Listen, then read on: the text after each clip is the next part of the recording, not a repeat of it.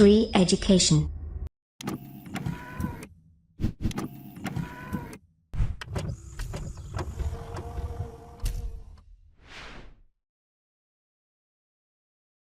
नमस्कार दोस्तों, श्री एजुकेशन की तरफ से मैं आप सभी का स्वागत करता हूं। मेरा नाम है रवि। तो दोस्तों, आज के इस वीडियो में हम मॉडर्न हिस्ट्री का पार्ट 2 पढ़ेंगे, मतलब आधुनिक भारत का भाग 2 पढ़ेंगे। इसके पहले वाले वीडियो में पार्ट 1 में आपको बताया गया था जो भी यूरोपीय कंपनी भारत में आई थी। जो सबसे पहले आई थी पुर्तगाली, उसके बाद आई थी डच। तो उनके बारे में हमने कुछ बता दिया है। इस पार्ट 2 में इसके आगे हम शुरू करेंगे। अब तक हमारे देश में 2 यूरोपीय कंपनियां घुस चुकी हैं, एक तो पुर्तगालियों की और दूसरा डच की। चलिए शुरू करते हैं। देखिए, यूरोपीय कंपनी में आने वाली जो पहली कंपनी पुर्तगाली थी, दूसरी डच थी, तीसरी अंग्रेज हैं और चौथे जो थे वो डेनिश थे और पांचवें फ्रांसीसी थे। 4 हमारे लिए इंपॉर्टेंट है, पुर्तगाली, डच, अंग्रेज और फ्रांसीसी। Danish is not important. Danish के लिए 2-3 बातें जो हैं आपको मैं बता दूंगा, बाकी ये हमारे लिए इंपॉर्टेंट नहीं है। अब तक हम पढ़ चुके हैं, अब आगे पढ़ेंगे अंग्रेज के बारे में। देखिए, जो अंग्रेज थे वो इस जगह से आए थे, यूरोप के ब्रिटेन से आए थे, इस जगह से आए थे, यहाँ से ये भारत पे आए थे। देखिए, इतनी दूर आए थे, यहाँ से ये भारत की इतने पे आए थे। दोस्तों, एक आपको बात मालूम होनी चाहिए, आपके एग्जाम पॉइंट ऑफ व्यू से नहीं है, आपको ये मालूम होना चाहिए कि आखिर अंग्रेज यहाँ तक पहुंचे कैसे। अब जैसा कि हम जानते हैं, 1498 में पुर्तगाली पहुंच गए थे भारत। तो पुर्तगालियों का आना जाना लगा रहता था, अपने देश से इधर पुर्तगालियों को आना जाना लगा रहता था व्यापार के सिलसिले में। तो एक बार दोस्तों क्या हुआ था, एक अंग्रेज था जिसका नाम था फ्रांसिस ड्रेक। फ्रांसिस ड्रेक नाम का एक अंग्रेज था। वो जहाज की सहायता से, शिप की सहायता से ये ईस्ट साइड घूमने जा रहा था, ईस्ट साइड में भ्रमण कर रहा था, मतलब ये पूरा भ्रमण कर रहा था। तो इसे रास्ते में एक पुर्तगाली मिला, रास्ते में पुर्तगाली मिला, इसने पुर्तगाली को लूट लिया, पुर्तगाली के शिप को लूट लिया। जब फ्रांसिस ड्रेक ने किसी पुर्तगाली के शिप को लूटा जो कि व्यापार करके आ रहा था भारत से, तो उसके नाव में इसको एक नक्शा मिला, एक मैप मिला, मतलब भारत का रास्ता वास्ता मिला होगा इस मैप से। तो इसको मालूम पड़ गया, अच्छा, फ्रांसिस ड्रेक को मालूम पड़ गया कि अच्छा, कोई ना कोई देश ऐसा जरूर है जहाँ से व्यापार कर रहे हैं, इनका लाभ हो रहा, तभी इतनी दूर से जा रहे हैं ना। तो फ्रांसिस ड्रेक ने ये बात ब्रिटेन में चलाई होगी। तो सभी व्यापारियों ने, जो ब्रिटेन के जो सभी व्यापारी थे, उन्होंने मिल के कुछ सलाह बनाई होगी। तो उन्होंने जो मिल के एक जो ग्रुप बनाया था, उसे कहते हैं British merchant adventure. British merchant adventure जो ग्रुप बना था, ये 1599 में बना था, 1599 में मिला था। तो उन्होंने ये विचार किया, अच्छा, हम ईस्ट साइड में हम व्यापार करने जाएंगे। तो व्यापार करने जाएंगे तो फिर जो ब्रिटेन की महारानी उस टाइम थी, तो उनका नाम क्या था, एलिजाबेथ। तो एलिजाबेथ से 31 तारीख एलिजाबेथ ने क्या किया, ठीक है भैया, तो उन्होंने मोहर लगा दी 31 दिसंबर 1600 को, मोहर लगा दी कि हाँ, आप चले जाओ, केप ऑफ गुड जो होप जो है उसके पूर्वी साइड आप किसी भी देश में व्यापार कर सकते हैं। 15 सालों के लिए इन्होंने छूट दे दी, 15 सालों तक आप कर सकते हैं। तो 1600 में east India company, British east India company की स्थापना हुई। तो कब हुई, 1600 ईस्वी में ब्रिटिश ईस्ट इंडिया कंपनी की स्थापना हुई, जो भारत में व्यापार करने आई थी। अगर किसी देश में आपको व्यापार करना है तो आपको अपना कुछ दूत भेजना होगा परमिशन लेने के लिए, ऐसे थोड़ी जाके व्यापार कर लेंगे। तो इन्होंने 1608 में एक अपना दूत भेजा जिसका नाम था कैप्टन हॉकिंस, जो 1608 में सूरत गया। ध्यान से देखिएगा, कंफ्यूज मत होइए, 1608 में ये सूरत पहुंचा था। तो ये 1608 के लास्ट में सूरत पहुंचा था, फिर 1609 में स्टार्टिंग में चला गया था। कैप्टन हॉकिंस जो है जहांगीर के दरबार में गया था। जब हमने आपको मुगल साम्राज्य पढ़ाया था, हमने बताया था ना जहांगीर के बारे में, जब हमने पढ़ाया था तो आपको बताया था कि कैप्टन हॉकिंस जो है वो जहांगीर के दरबार में आया था। एक और अंग्रेज था जो जहांगीर के दरबार में आया था, तो मैं वो भी आगे आपको बताऊंगा। तो दोस्तों, इस वीडियो में हम केवल भारत में एंट्री करवा रहे हैं, ब्रिटिश की, अंग्रेजों की एंट्री करवा रहे हैं, बस सिंपल सी।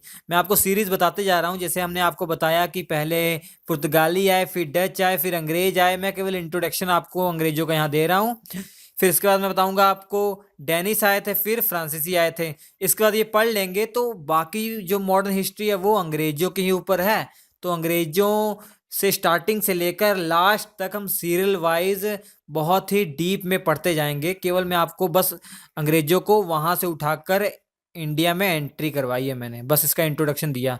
अब इंडिया में उन्होंने क्या क्या किया वो हम सीरियल वाइज देखेंगे बाद में अगले वीडियो में, जब हम केवल अंग्रेजों के बारे में पढ़ेंगे। अभी कुछ इंपॉर्टेंट चीजें आपको बता देता हूँ। इंपॉर्टेंट क्या मतलब, आपको ये पता लग जाए हाँ अंग्रेज आ गए थे, ये कैसा कैसा ये हाल था, ठीक है। ओवरव्यू बता रहा हूँ मतलब। तो 1600 में जहांगीर के दरबार में पहुंच गया कैप्टन हॉकिंस। तो ये जाते क्यों थे? फरमान लेने के लिए जाते थे, परमिशन लेने के लिए जाते थे। तो इसने क्या फरमान लिया कैप्टन हॉकिंस ने? कैप्टन हॉकिंस ने जहांगीर के दरबार में ये फरमान लिया कि जहांगीर ने कहा कि आप सूरत में फैक्ट्री लगा सकते हैं। कैप्टन हॉकिंस ने कहा होगा भैया देखिए ये पुर्तगाली आ गए हैं और डच आ गए हैं, सब फैक्ट्री वैक्ट्री लगा रहे हैं, तो हमको भी फैक्ट्री लगाने दो, ऐसा कुछ कहा होगा। तो जहांगीर ने कह दिया ठीक है, आप हमारे साम्राज्य के अंदर सूरत में फैक्ट्री लगा सकते हैं। तब ये खुश हो गया, खुशी खुशी चला गया। उसके बाद देखिए क्या हुआ, तब जहांगीर ने फरमान जारी कर दिया कि आप फैक्ट्री लगा सकते हैं सूरत में, ठीक है। अब देखिए फरमान जारी किया तो मतलब किसी ना किसी दरबार के अंदर कोई अंग्रेज आता होगा। तो पूरी हिस्ट्री में ऐसे 7 फरमान है इंपॉर्टेंट, मतलब 7 बार अंग्रेज जो है ना वो किसी के दरबार में गए थे। वो 7 इंपॉर्टेंट चीजें हैं, मैं अंग्रेज का जो डिटेल में पढ़ाऊंगा आपको, मैं एक एक करके बताता रहूंगा, ठीक है। तो उन 7 फरमानों को हम आगे देखेंगे बाद में जब अंग्रेजों के बारे में पढ़ेंगे, ठीक है। उसके बाद देखिए ईस्ट इंडिया कंपनी ने पहली फैक्ट्री अपनी मसूलीपट्टनम, याद रखिएगा, सूरत में उनको परमिशन मिल गई मगर सूरत में अभी नहीं लगाई उन्होंने। कहाँ पे लगाई है? मसूलीपट्टनम में लगाई है, साउथ वाले एरिया में। आप देख सकते हैं ये है मसूलीपट्टनम। तो मसूलीपट्टनम में उन्होंने पहली फैक्ट्री लगाई थी। आप कंफ्यूज मत होइएगा, कई किताबों में ये लिखा हुआ है कि सूरत में लगाई थी, मतलब सूरत में नहीं लगाई थी। सूरत में पहली फैक्ट्री उन्होंने लगाई थी कि मुगल साम्राज्य के जो एरिया था उसके अंदर पहली फैक्ट्री थी उनकी, जो सूरत थी। आप देख सकते हैं सूरत इधर है, सूरत में फैक्ट्री लगाई थी इन्होंने, मगर वो थी जो मुगलों के अंडर में था, वो वाला एरिया। ये मुगलों के अंडर में नहीं था, मुगलों के अंडर में जो एरिया था उसमें इन्होंने पहली फैक्ट्री कहाँ लगाई थी? सूरत में लगाई थी। देखिए ईस्ट इंडिया कंपनी ने अपनी पहली फैक्ट्री जो है मुगल साम्राज्य के अंतर्गत कहाँ लगाई थी? सूरत में लगाई थी। और पहली फैक्ट्री कहाँ लगाई थी इन्होंने? मसूलीपट्टनम में लगाई थी। ये फैक्ट्री इन्होंने लगाई। इसके बाद हम जानते हैं कि पुर्तगाली पहले से सूरत में बसे हुए हैं, तो सूरत में वो बसे हुए तो उनको अच्छा थोड़ा लगेगा कि कोई दूसरा व्यापार करने आ रहा, तो कंपटीशन नहीं हो जाएगा। तो फिर वो भड़क गए पुर्तगाली, फिर युद्ध हुआ था जो जिसे कहा था सुवेली का युद्ध। सुवेली का युद्ध, ये कहाँ पे जगह, गांव का नाम है ये, कहाँ पे है ये जगह? ये सूरत में है। ये युद्ध कब हुआ? 1612 में हुआ, जब वो फैक्ट्री लगाने आए थे। कहाँ पे? सूरत में। तो 1612 में सुवेली का युद्ध हुआ ईस्ट इंडिया कंपनी के बीच और पुर्तगाल के बीच। ये क्या? पुर्तगाल और ईस्ट इंडिया कंपनी, मतलब ब्रिटिश ईस्ट इंडिया कंपनी के मध्य हुआ था, ठीक है। सुवेली का युद्ध का किसके किसके बीच में हुआ था? पुर्तगाल और ईस्ट इंडिया कंपनी के मध्य हुआ था। कब हुआ था? 1612 में हुआ था। अब आपको याद रखने हैं देखिए कि ईस्ट इंडिया कंपनी, जो ब्रिटिश ईस्ट इंडिया कंपनी थी, उसका पुर्तगालियों के साथ मैंने युद्ध आपको बताया 1612 में। उसके बाद फिर डचों के साथ युद्ध होगा, वो भी आप याद रखेंगे।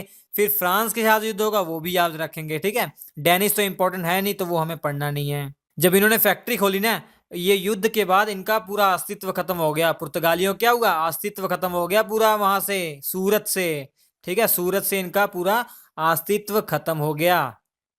उसके बाद देखिए 1615 में फिर लालची बड़े थे अंग्रेज, बड़े लालची थे। 1609 में एक फरमान मिला उनको, मगर फिर से भेज दिया 1615 में। टॉमस रो को भेज दिया। किसको? टॉमस रो को। हॉकिंस कुकर टूट गया अंग्रेज का, तो वो रो पड़ा। इस ट्रिक से आप याद कर लेंगे। पहला कौन आया था? हॉकिंस, दूसरा टॉमस रो। किसके दरबार में? जहांगीर के दरबार में। तो जहांगीर के दरबार में लो भाई 1615 में टॉमस रो भी आ गए रोते रोते। और इस बार उन्होंने ऐसी चीज मांग ली, मतलब या उन्होंने जहांगीर ने दे दी कि ऐसा फरमान दिया जिसके अंतर्गत जो ब्रिटिश ईस्ट इंडिया कंपनी है वो कहीं भी फैक्ट्री लगा सकती है जो मुगल साम्राज्य के अंदर का एरिया है। जहां जहां मुगल साम्राज्य था वहां वहां ये कहीं भी फैक्ट्री लगा सकते हैं, इनको परमिशन मिल गई। तो ये बहुत ही खुश हो गए। तो आप समझ रहे हैं ना, धीरे धीरे ये उंगली पकड़ाई है, हाथ पकड़ लेंगे, फिर बाद में गला पकड़ लेंगे। तो ये गलती किसकी थी? इंडिया के ही जो राजा थे उन्हीं की सबकी गलती थी, जो इंडिया में राज कर रहे थे, ठीक है, तो 1615 में ये हुआ। अब 1662 में एक और बड़ा कांड हो गया। क्या हो गया देखो, 1615 में शादी हो गई भैया, पुर्तगाली की महारानी की शादी हो गई किसके साथ? किंग्स चार्ल्स सेकंड के साथ शादी हो गई। ये कौन थे भैया? ये सम्राट थे उस टाइम इंग्लैंड के। ये ब्रिटेन के क्या थे? सम्राट थे। इंग्लैंड के सम्राट किंग चार्ल्स सेकंड की शादी हो गई पुर्तगालियों की महारानी। महारानी के नाम इंपॉर्टेंट नहीं है, याद करना चाहे देख लिए, कैथरीन नाम था उसका। क्या था? कैथरीन के साथ शादी हो गई, शादी वादी हो गई। अब क्या हुआ, दहेज देना, तो दहेज पूरा बंबई उठा के दे दिया इन्होंने। जैसे इनके पिताजी का हो, इनके डैडी का हो, बंबई दे दिया, ले लो बंबई। तो बंबई दे दिया। बंबई याद रखिए, बंबई ये ब्रिटिश ईस्ट इंडिया कंपनी को नहीं दिया, ये इंग्लैंड को दिया, किंग्स चार्ल्स को दिया। अब यहां तक तो कोई प्रॉब्लम नहीं थी, चलो दे दिया तो दे दिया, कोई प्रॉब्लम नहीं।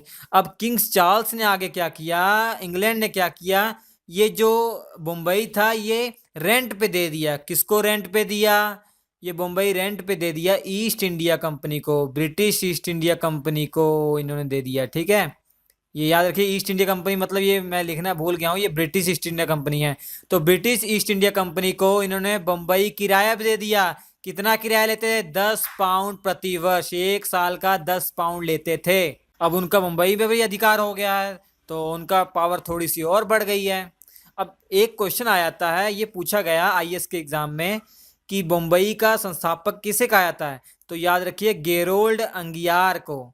गेरोल्ड अंगियार को बंबई का वास्तविक संस्थापक कहा जाता है, क्योंकि इसका डेवलपमेंट जो था ये गेरोल्ड अंगियार ने करवाया था। तो गेरोल्ड अंगियार को बंबई का संस्थापक कहा जाता है। ऐसे ये भी पूछा गया था एक बार कि कलकत्ता का संस्थापक वो जॉन चार्नक है, वो भी मैं आगे बताऊंगा, जब कलकत्ता की बात होगी वो भी आगे बताऊंगा। ठीक है, अब देखिए उसके बाद क्या हुआ, 1698 में क्या हुआ कि एक और इनका लाभ हो गया अंग्रेजों का, ईस्ट इंडिया कंपनी का। अंग्रेजों नहीं कह सकते, ब्रिटिश ईस्ट इंडिया कंपनी। बाद में अंग्रेजों का हाथ तो बाद में आएगा, अंग्रेजी पावर तो बाद में आएगी। अभी तो ये कंपनी है, केवल व्यापार करने के मकसद से आई थी। तो इन्होंने देखा कि भारत में राजनीतिक जो दुर्दशा वो बहुत खराब है, पॉलिटिकल सिचुएशन बहुत सही नहीं है, तो इन्होंने उसमें अपना पैर फंसाना शुरू कर दिया। तब उसके बाद धीरे धीरे लालच आ गया, तो आगे बताते रहेंगे। अब देखिए, अब एक और इनको लाभ हो गया ब्रिटिश कंपनी को। क्या हुआ, इनको जमींदारी मिल गई भैया। किसकी किसकी जमींदारी मिल गई? 3 गांव की। 3 गांव, जिसमें गोविंदपुर, सूतानती और कालीकाता, ये तीनों नाम याद रखिएगा। ये तीनों मिलाने के बाद, इनको तीनों मिलाने के बाद जो जगह बनी है उसे आज हम कलकत्ता के नाम से जानते हैं, कलकत्ता। ये तीनों मिलके क्या बनी है? कलकत्ता बनी है। ठीक है, एक और क्वेश्चन पूछा जाता है कि कलकत्ता का संस्थापक किसे कहा जाता है? तो जॉन चार्नक को। जॉन मतलब जॉन चार्नक को कहा जाता है कलकत्ता का संस्थापक। याद रख लिए, रट लीजिएगा। और एक और इम्पोर्टेंट है, यहाँ कलकत्ता में एक इन्होंने अपना फोर्ट बनाया था अंग्रेजों ने, जिसे कहा जाता है विलियम फोर्ट। फोर्ट विलियम कहा जाता है। यहाँ पर फोर्ट विलियम का निर्माण करवाया था। तो देखिए ये फोटो है। ठीक है, ये याद कर लीजिएगा, फोर्ट विलियम कहाँ पे है? कलकत्ता में है। किसने बनवाया था? ईस्ट इंडिया कंपनी ने, ब्रिटिश ईस्ट इंडिया कंपनी ने। उसके बाद एक बार और चले गए 1717 में। अब औरंगजेब मर चुके हैं, औरंगजेब मर चुके हैं। उनके बाद जो मुगल बादशाह थे उनमें से एक फारूक शियर भी था, जो लेटर मुगल हैं, लेटर मुगल जिन्हें कहा जाता है, मतलब औरंगजेब के बाद जो थे उनमें से एक फारूक शियर भी था। मैं अगले लेक्चर में जब अंग्रेजों की हम बात करेंगे डिटेल में, तो मैं औरंगजेब के बाद जो राजा थे उनकी एक लिस्ट आपको बता दूंगा, ये थे, तब आगे हम पढ़ेंगे। तो 1707 में फारूक शियर के दरबार में अंग्रेज चले गए, जो ब्रिटिश ईस्ट इंडिया कंपनी थी। फिर चली गई किसके दरबार में? फारूक शियर के दरबार में, कि ये पूछने के लिए, मतलब फरमान लेने के लिए, इस फरमान के द्वारा ये पूछना चाहते थे कि भैया जो जहांगीर जी ने वो दिया था हमें फरमान, और भी कई लोगों ने फरमान दिए थे राजा ने, वो भी वैलिड वैलिड है कि नहीं? तो फारूक शियर ने कहा हाँ हाँ हम वैलिड है, हमारे पुरखों ने ये फरमान दिए हैं तो ये बिल्कुल वैलिड है। और भी इसने बहुत बड़ी बड़ी बातें कह दी थी, वो हम जब मैंने बताया ना अंग्रेजों के बारे में डिटेल में पढ़ेंगे तब मैं बताऊंगा। इसके बाद देखिए, इसके बाद 1759 में बेदरा का युद्ध होता है। किसके साथ? डच के साथ। पुर्तगालियों के साथ युद्ध हो गया ना, अब किसके साथ हुआ? डच के साथ हुआ। 1759 में बेदरा का युद्ध हुआ, जिसमें डच की बहुत बुरी तरीके से हार हुई। इस बेदरा के युद्ध के बाद इन्होंने अपना बोरिया बिस्तरा उठाना शुरू कर दिया डच ने। ठीक है, तो उसके बाद ये डच चले जाते हैं कुछ दिनों के बाद। अब भैया डच के साथ युद्ध हो गया, अब किसके साथ कौन बचा है? अब फ्रांसीसी बचे हैं, तो फ्रांसीसी के साथ भी युद्ध हो जाएगा। फ्रांसीसियों के साथ 3 युद्ध हुआ था, जिसे कहा जाता है कर्नाटक का प्रथम युद्ध, कर्नाटक का द्वितीय युद्ध, कर्नाटक का तृतीय युद्ध, या उसे ये भी बोला जाता है अंग्ला फ्रांस संघर्ष। अंग्ला फ्रांस संघर्ष मतलब अंग्ला मतलब अंग्रेज, फ्रांसीसी मतलब फ्रांस हो जाएगा। इन दोनों के बीच में जो युद्ध हुए थे, 3 युद्ध हुए थे इंपॉर्टेंट। और तीसरे युद्ध के बीच में एक टाइम ऐसा आता है 1760 में, वांडी वाश का जो युद्ध कहलाता है, वांडी वाश का। इसमें फ्रांस की बहुत बुरी तरीके से हार हुई थी, तो फ्रांसीसी भी यहाँ से चले गए थे 1760 में। थोड़े बहुत फ्रांसीसी बचे थे, मगर उनको एज ए सिटीजन रखा गया था, मतलब उनसे सारे अधिकार छीन लिए थे। उनसे ये अधिकार छीन लिए थे कि आप अपने जो फैक्ट्री के जो किलाबंदी नहीं कर सकते हैं, और आप सेना नहीं रख सकते हैं, मतलब सारे अधिकार छीन लिए, एक आम नागरिक बना दिया उन्हें। तो ये अंग्रेज आए भारत में, हमने भारत में वो आए, हमने उनका स्वागत कर लिया, चलो ठीक है। अब यहां तक मैं आपको बताता हूं, इसके बाद में हम चलेंगे कौन आए थे, डेनिश आए थे। हम डेनिश के बारे में बताएंगे, फिर फ्रांस के बारे में, फिर इसके बाद वाले लेक्चर में हम अंग्रेजों को फिर से उठाएंगे, फिर से उनका रिसर्च करेंगे, स्टार्टिंग से उन्होंने क्या क्या किया वो डिटेल में हम देखते जाएंगे। ठीक है, जैसे ये जो फ्रांसीसियों के साथ 3 युद्ध हुए थे, जिन्हें हम बोला जाता कर्नाटक युद्ध, कर्नाटक का प्रथम, सेकंड, द्वितीय युद्ध, तृतीय युद्ध, इनको भी हम डिटेल में देखेंगे कि क्यों युद्ध हुए थे, कब हुए थे, क्या क्या हुए थे, कौन कौन साथ था, हम सब देखेंगे। ठीक है, अब चलते हैं हम डेनिश की तरफ। अब देखिए, अब डेनिश जो थे वो डेनमार्क के निवासी थे। अब डेनमार्क कहाँ है? देखिए बहुत छोटा सा डेनमार्क है, ये बहुत छोटा यहाँ डेनमार्क है। तो डेनमार्क के निवासी थे, तो ये भी यूरोपीय थे। अब इनके बारे में क्या याद रखना है, डेनिश के बारे में आपको 3 चीजें याद रखनी है। कि एक तो ये 1616 में भारत आए थे, और उन्होंने जो पहली बस्ती लगाई थी वो बंगाल के सेरामपुर में लगाई थी। अगर नहीं याद होता तो छोड़ दीजिए, पूछे भी नहीं आते, बहुत इंपॉर्टेंट नहीं है। एक आधी बार ये पूछा गया है कि इन्होंने पहली फैक्ट्री कहाँ लगाई थी, से बंगाल के सेरामपुर में। और कभी कभी पूछा जाता है कि कब आए थे, 1616 में आए थे। इन्होंने व्यापार कम किया है, और इन्होंने ज्यादा क्या किया, ईसाई धर्म का प्रचार ज्यादा किया है। ठीक है, ईसाई धर्म का इन्होंने प्रचार ज्यादा किया है, व्यापार कम किया है।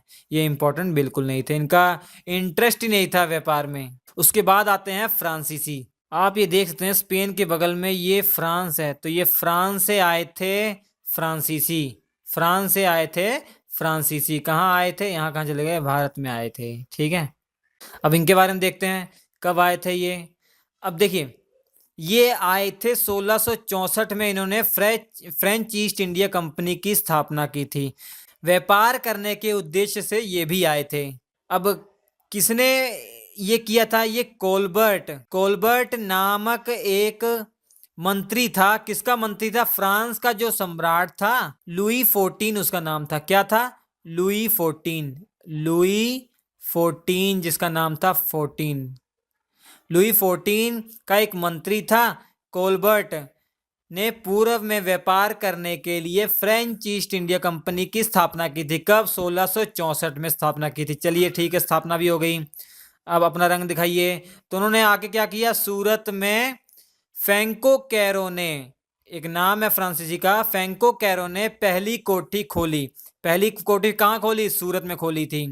ठीक है, तो ब्रिटिश ईस्ट इंडिया कंपनी ने भी क्या किया था, पहली फैक्ट्री मुगल साम्राज्य के अंदर कहाँ खोली थी? सूरत में खोली थी। जिसके कारण युद्ध कौन सा हुआ था? स्वेली होल का युद्ध हुआ था, पुर्तगाली और अंग्रेजों के बीच में, मतलब अंग्रेजी ईस्ट इंडिया कंपनी के बीच में। उसके बाद देखिए 1674 में फ्रांसीसी मार्टिन ने पांडिचेरी की स्थापना की। पांडिचेरी की स्थापना किसने की? 1674 में हुई थी, फ्रांसीसी मार्टिन ने की थी, और यही पहला गवर्नर था। तो फ्रांसीसी मार्टिन जो थे, यही पहले गवर्नर थे, किसके? फ्रांस की ओर से, मतलब फ्रांस ईस्ट इंडिया कंपनी के जो गवर्नर थे उनका क्या नाम था? फ्रांसीसी मार्टिन, ये पहले गवर्नर थे।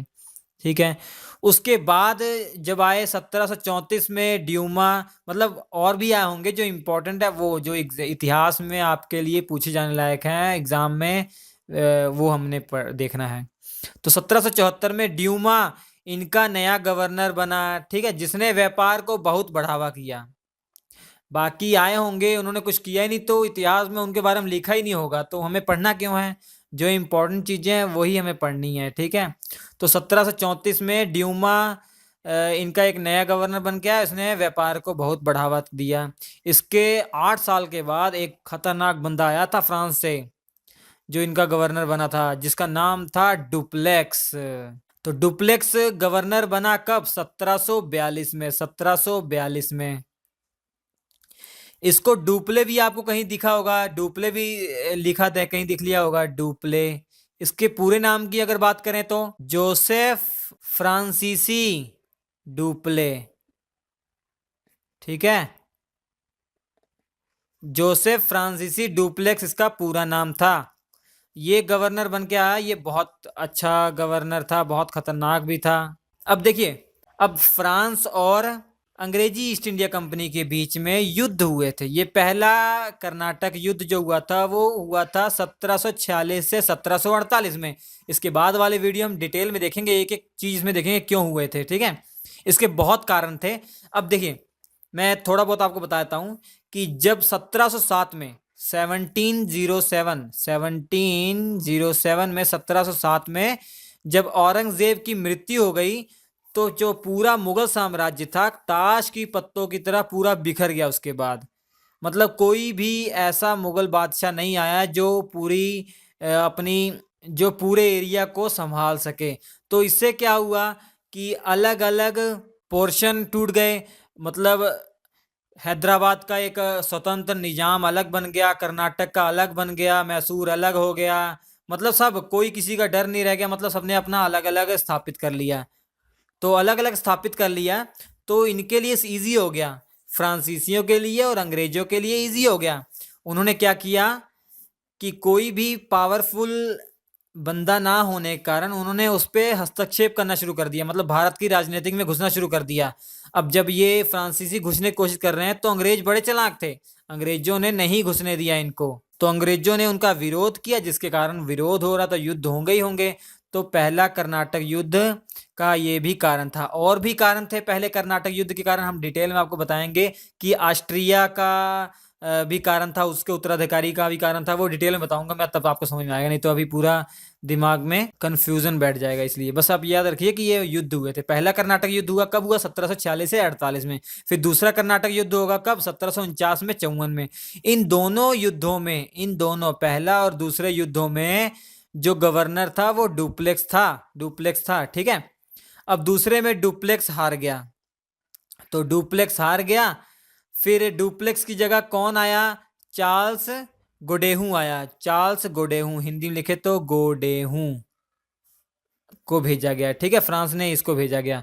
और तो इसके बाद क्या हुआ? पांडिचेरी की संधि से यह युद्ध समाप्त हुआ था। पांडिचेरी की संधि, पांडिचेरी की संधि ये थी कि मतलब अंग्रेज, ब्रिटिश ईस्ट इंडिया कंपनी और फ्रेंच वाले दोनों भी भारत की राजनीतिक में हस्तक्षेप नहीं करेंगे। पांडिचेरी की संधि में ये भी हुआ था। और ये भी हुआ था कि डुप्लेक्स को आप वापस बुला दीजिए, क्योंकि अंग्रेज बड़े चालाक थे, उनको पता था डुप्लेक्स यहाँ रहेगा तो खतरनाक हो जाएगा, ये आगे भी प्रॉब्लम कर सकता है। तो डुप्लेक्स को किसी तरीके से इन्होंने भेज दिया या उन्होंने बुला लिया, मतलब ये कारण था इसका, ठीक है। तो डुप्लेक्स चला गया। इसके बाद कौन आया? चार्ल्स गडेहू आया।